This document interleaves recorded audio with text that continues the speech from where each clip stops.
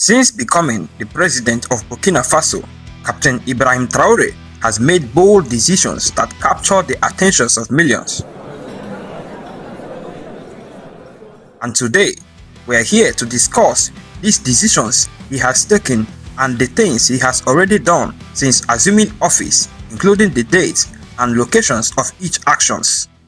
After a carefully researched and verified review, we will examine 18 major actions he has taken since assuming office, and by the end, you will have the evidence to decide for yourself. Is he in the right path or not? Stay with us to the very end, because the top 5 will amaze you. Without waste of your time, let the countdown begin.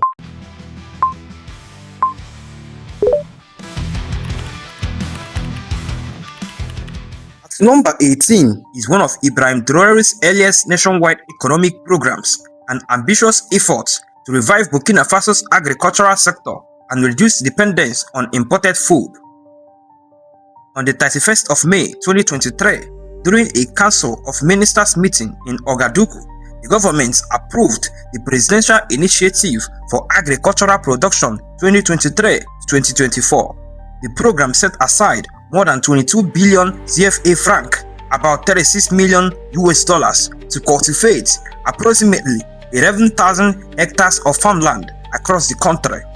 It was introduced at a time when insecurity and displacement had disrupted farming in many regions. The initiative focused on improving food security by increasing domestic production of staple crops such as rice, maize, potatoes, and wheat. Government officials said the objective was to reduce Burkina Faso's dependence on food imports, strengthen national food self-sufficiency, and protect agricultural production despite the ongoing security crisis. This was launched in 2023 and expanded through subsequent agricultural programs, making it one of the transition government's first major investments in food production. Still on agriculture, at number 17 is one of the largest agricultural equipment distribution carried out by Ibrahim Traoré's government. While the previous initiative focused on planning and funding, this marked the beginning of delivering machinery and farming inputs directly to producers. On 6th of May 2024, during an official ceremony in Ouagadougou, Captain Ibrahim Traoré personally handed over agricultural equipment and inputs to farmers across the country. According to the presidency, the package included 400 tractors, 239 power tillers, 710 motor pumps, and 714 motorcycles for agricultural extension officers working in rural communities. The government also distributed 68,964 tons of fertilizer, 18,000 tons of improved seeds, 2,300 tons of forage seeds, 10,000 tons of fish feed, 10,000 tons of livestock feed, and plant protection products. The entire package was valued at more than 78.2 billion CFA francs. Government officials said the distribution formed part of the 2023-2025 Agro-Pastoral and Fisheries Offensive and the Presidential Agricultural Production Initiative, with the goal of increasing food production through mechanization, improving farmers' productivity, and moving Burkina Faso closer to food self-sufficiency. Completed distribution with equipment officially handed over on 6th May 2024. At number 16 is one of Ibrahim Traoré's most ambitious infrastructure initiatives, FASOMEBO, a national program created to accelerate road construction and modernize Burkina Faso's urban infrastructure using locally managed resources. The initiative was officially approved on 16th of October 2024 during a Council of Ministers meeting in Ouagadougou. According to the government, FASOMEBO was designed to tackle 2 major challenges: opening up isolated communities through better road networks and improving urban development in the country's growing cities. The program was placed under the National Office of Major Projects and aimed to reduce delays in public infrastructure delivery while strengthening local construction capacity. A major milestone came on 27th March 2025 when Captain Ibrahim Traoré officially handed over the first batch of more than 900 pieces of heavy construction equipment, including bulldozers, graders, hydraulic excavators, compactors, concrete mixers, tanker trucks, and asphalt machinery. The government said the investment, valued at around 200 billion CFA francs, would support its long-term goal of paving between 3,000 and 5,000 kilometers of roads each year to improve transport, trade, and national connectivity. Status: already launched and currently ongoing. At number 15 is one of Burkina Faso's largest infrastructural projects, the Ouagadougou-Donsing International Airport, located about at 5 kilometers northeast of Ouagadougou in Donsing, Obritenga province. The airport was originally conceived years before Ibrahim Traoré came to power, to replace the capital's aging airport, whose locations in the city limits future expansions. After taking office, Traoré's government reviewed and cancelled the previous concession agreement, arguing that it did not adequately protect Burkina Faso's interests. In 2024, the government pushed to restart and accelerate the project under a revised framework, with ministers making several inspection visits to monitor progress. Work continued on key infrastructure including the 3,500-meter runway, aircraft parking areas, access roads, drainage systems, and airport support facilities. A 25-kilometer expressway linking Ouagadougou to the new airport was also advanced as part of the project. The government said the new airport is intended to improve passenger and cargo transport, strengthen Burkina Faso's positions as a regional aviation hub, and support long-term economic growth. Though the airport is still under construction, but at March 2026, authorities reported that many of the major structures had been completed and were undergoing technical assessments before the airport can become operational. At number 14 is Ibrahim Traoré's nationwide road rehabilitation program, launched to improve transportation, reconnect isolated communities, and strengthen economic activities across Burkina Faso. On 26th of April 2024, during an official ceremony in Bobo Dialoso, Captain Ibrahim Traoré launched a major program to construct, rehabilitate, and interurban roads through the country. The government said the initiative responded to long-standing public demands for better road infrastructure and was designed to improve mobility, reduce congestions, and connect communities that had become isolated by poor road conditions. Among the priority projects was the rehabilitation of National Road Number RN8, a 131-kilometer corridor linking Bobo Diolaso to Orodala, Koloko, and the Mali border. The route is one of Burkina Faso's most important trade corridors, supporting the movement of agricultural products, commercial goods, and cross-border trade. The broader program also included the upgrades to urban roads in several cities to improve traffic flow and public transport. Beyond economic benefits, the government argued that improving these strategic road networks would also strengthen national security, allowing faster movement of security forces and humanitarian assistance to regions affected by insurgent violence, while improving access to markets and essential public services. It is ongoing, with multiple road projects under construction across the country. At number 13 is the government's effort to modernize public transportation and rail infrastructure with the goal of improving mobility while laying the foundation for a stronger national transport network. One of the first priorities was Sotraco, Burkina Faso's public transport company.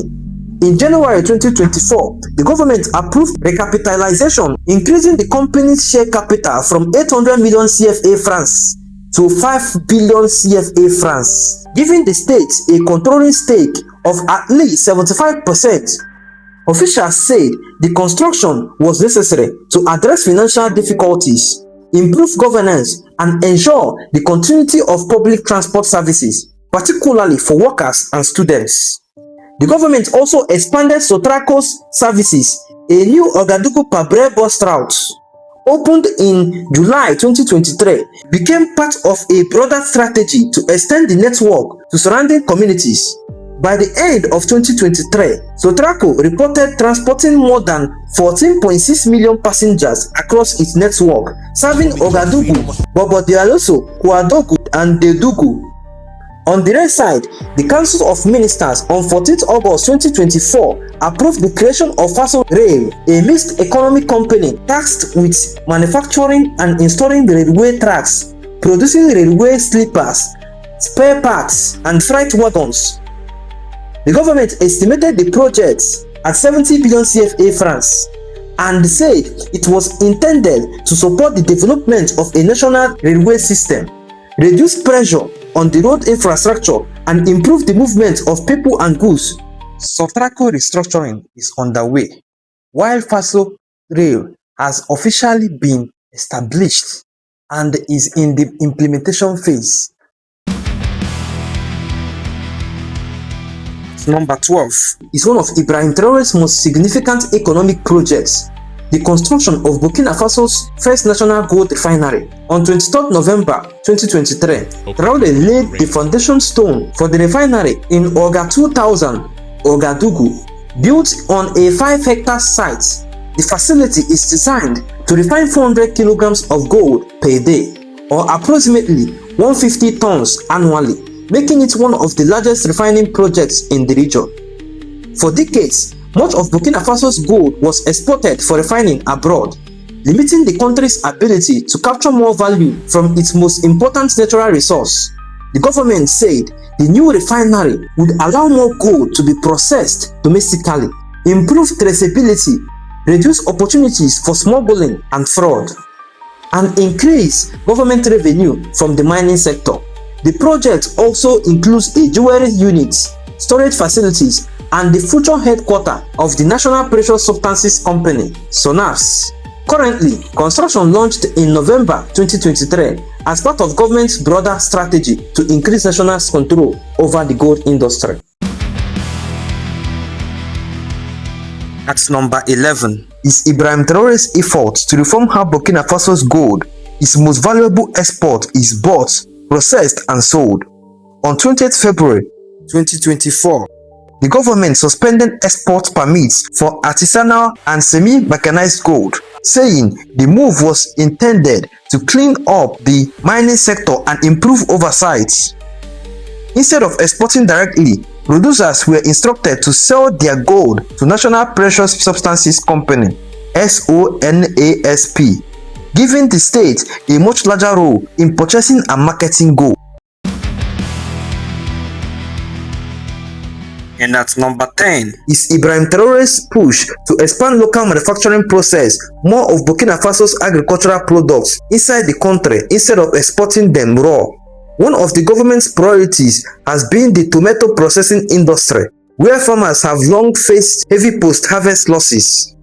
On 30th November 2024, Traore inaugurated the Société Burkinabé de Tomatoes (SOBTO) in Bobo-Dioulasso. Construction had begun in September 2023, and the factory was built to produce tomato paste under the brand name Aidia. Officials say the plant would create 180 direct jobs and around 3,000 indirect jobs while providing a reliable market for local tomato farmers. Just 16 days later, on 16th December 2024, he inaugurated Sofato in Yako, Traore province. The factory has the capacity to process 100 tons of tomatoes per day and was supported through community shareholding with government backing. The government has also promoted cotton value addition, including support for expanding domestic cotton processing rather than exporting raw fiber. Status: both tomato processing plants are operational, while several other industrial projects, including additional agro-processing initiatives, remain under development or expansion. At number 9 is Ibrahim Traoré's effort to strengthen Burkina Faso's financial system through the creation and expansion of state-backed financial institutions. Rather than relying solely on commercial banks, the government said it wanted institutions that could better support public investment and improve access to financial services. A major milestone came on 2nd August 2024 when Traore officially launched the Banque des Deports du Trésor (BDT) in Ouagadougou.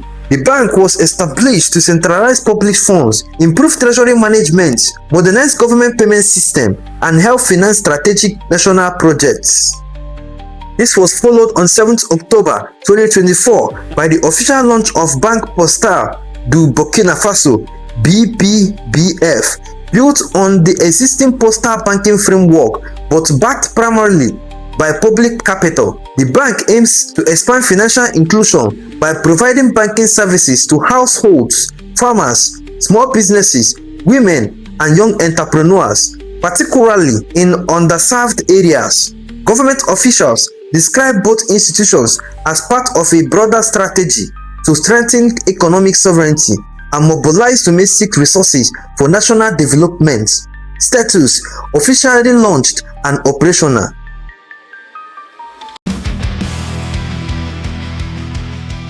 At number 8 is Ibrahim Traoré's decision to formally end Burkina Faso's long-standing military cooperation with France, a move that marked a significant turning point in the country's foreign and security policy. On 18 January 2023, Burkina Faso officially notified France that it was terminating the 2018 military assistance agreement, which had allowed French special forces to operate from Cambonissin near Ouagadougou. The agreement was cancelled under its legal provisions, giving France 1 month to withdraw its troops. However, the decisions carried a much broader political message. It reflected the government's view that years of military cooperation had failed to stop the country's growing jihadist insurgency, and that Burkina Faso should regain greater control over its own security strategy. Legally, the termination ended France's former military presence in Burkina Faso. Politically, it accelerated a wider realignment across the Sahel as Burkina Faso began seeking new security partnership while reducing its dependence on its former colonial power. The decision also inspired intense debate across Africa and beyond about sovereignty, security, and the future of foreign military involvement in the region's status. It is already implemented. At number 7 is one of Ibrahim Traoré's most significant diplomatic decisions, the creation of the Alliance of the Sahel States (AES), a regional bloc formed with Mali and Niger to strengthen security and deepen political and economical cooperation. On 16 September 2023, Captain Ibrahim Traoré of Burkina Faso, Colonel Assimi Goïta of Mali, and General Abdurrahman Tchain of Niger signed the Liptako-Goma Charter, officially establishing the Alliance of Sahel States. The agreement created a mutual defense pact, meaning that an attack on one member state would be treated as an attack on all three. Its core objectives included combating terrorism, protecting national sovereignty, coordinating military operations, and promoting closer economic and strategic cooperation among the three countries. The alliance quickly grew beyond security. In July 2024, the three leaders agreed to establish the Confederation of the Alliance of Sahel States, expanding cooperations to areas such as diplomacy, trade, infrastructure, investment, and the free movement of people and goods. Supporters viewed the alliance as an African-led effort to address regional challenges with greater independence, while critics questioned whether it could effectively replace existing regional institutions. Status: it is already implemented and active, making it one of the most consequential geopolitical developments in West Africa in recent years.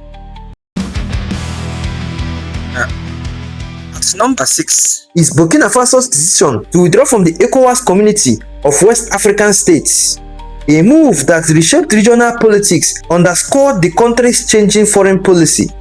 On 28 January 2024, Burkina Faso, Mali, and Niger jointly announced their immediate intention to leave ECOWAS.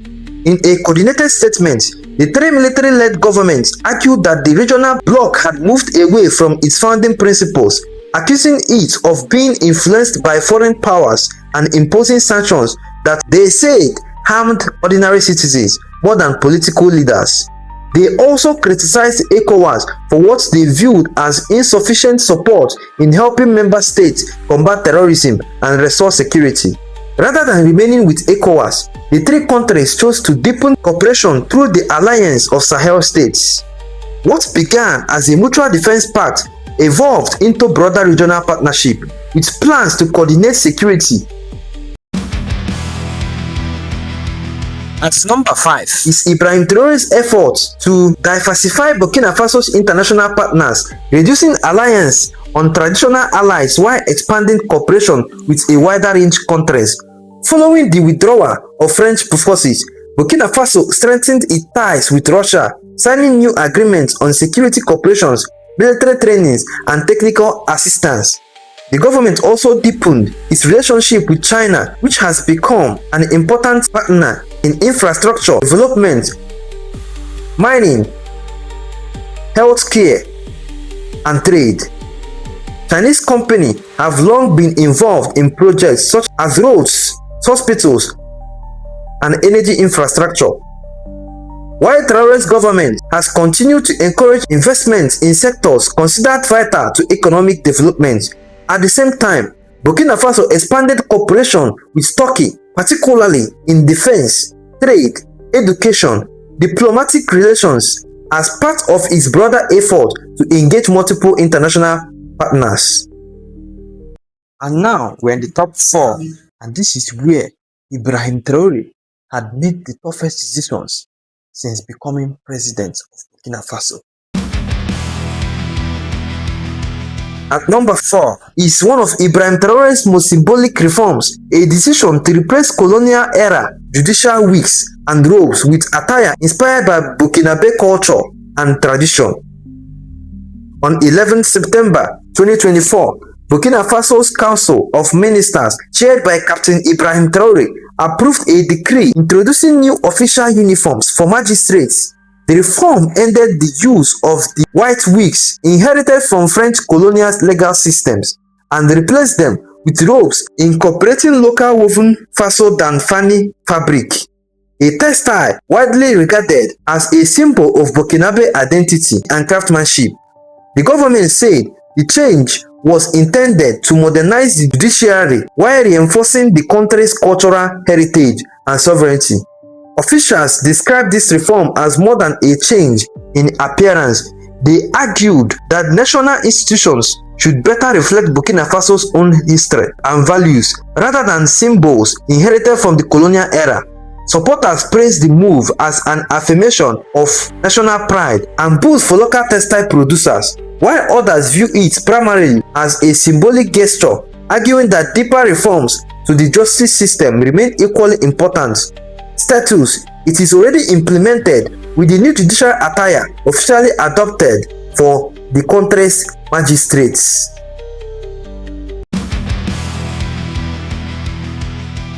And at number 3 is the policy that has shaped almost every decision made by Ibrahim Traoré's government: the national mobilization against insecurity. Since taking office, Traoré has repeatedly argued that without security, no economics or social reform can succeed. One of the government's biggest initiatives has been the expansion of the Volunteers for the Defense of the Homeland (VDP), a civilian auxiliary force that works alongside the Burkinabe Armed Forces. Although the VDP program was created in 2020, Traoré's administration significantly expanded recruitment, training, and equipment after he assumed power in September 2022. Thousands of new volunteers were recruited from communities across the country and provided with military training before being deployed to help protect towns, gather intelligence, and support counter-insurgency operations. The government also increased the procurement of military vehicles, weapons, drones, protective equipment, and other logistical support for both the armed forces and the VDP. Status: ongoing with recruitment, training and military operations continue across Burkina Faso.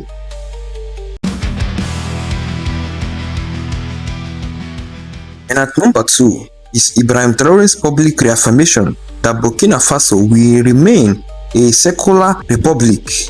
During public remarks in July 2026, Traoré said the state must protect the religious freedom of all citizens, Muslims, Christians, and followers of traditional African beliefs, and argued that national unity should take precedence over religious division.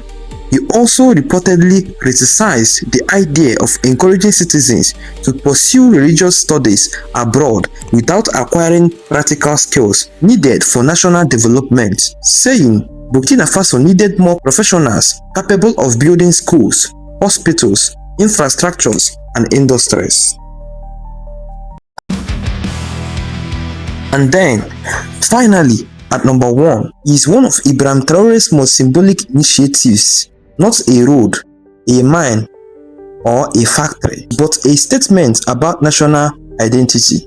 On 25th July 2026, during the graduation ceremony of the 25th class of the Georges Tamano Military Academy in Pau, officer gadgets officially debuted new ceremonial uniforms inspired by Sensengu, a traditional hand-woven fabric from eastern Burkina Faso. The ceremony was presided over by Captain Ibrahim Traoré, marking the first official use of the new attire.